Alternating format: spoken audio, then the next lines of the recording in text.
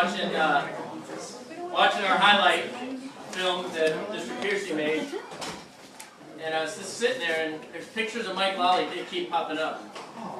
And I said, man, and Jake was in there, Jake Greenaway was in there with me, and I said, Jake, I said, that Mike Lolly's a great guy, isn't he? He goes, yeah, Coach, he really is. And I mean, it is, you are, and you know what?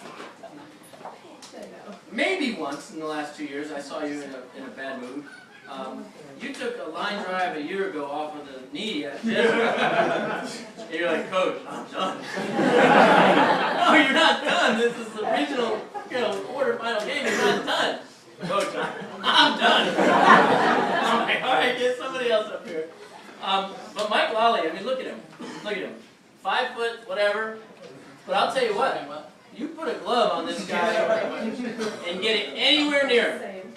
Anywhere near him, and he's coming up with it 99% of the time.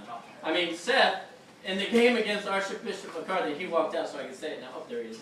He threw 3 balls in a row to first base, 4 in a row, for 90 miles an hour at one hopper at Mike. Mike picks the first one off the glove, one off the chin, and the third one he missed. But I'll tell you what.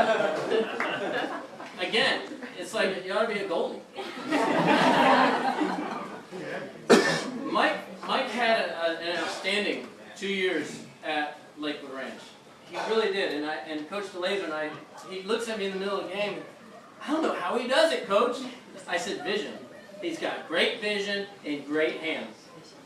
And, if you look at the draft, and I watched it all night last night, and you guys are watching it today, all these guys that you see getting picked are 6'1", 6'2", 6'4", 6'7", 6'11", and you know what? That's fine. There's so many kids to choose from now. Basketball players are now playing football and baseball, and you know what? It's not fair to guys like Mike Lally that can play their ass off and not have the opportunity to play Division I, Division II, or even at a good, strong JUCO because of his size, and that's not fair that kids get overlooked. And I would put Mike Lally up against anybody. I'd put him in the same classification as a Tyler Dauphin and say, hey, you know what? I want these guys instead of those guys all day, every day. So my hope for Mike is that I keep sending him these clubs that are looking for people to fill their rosters, and he can get an opportunity to play. There are those schools that are up north that are always looking. I sent out another email the other day. You need to maybe look into that one too. But I'm going to miss Mike Lally because he is one of those guys that he's a clubhouse guy. Everybody loves him. And we're all going to miss him. And I know his friends are going to miss him when they go off to college and he goes whichever direction he goes. And you guys need to stay in touch with this guy because he's going to be a barrel of fun for the next 40, 50 years.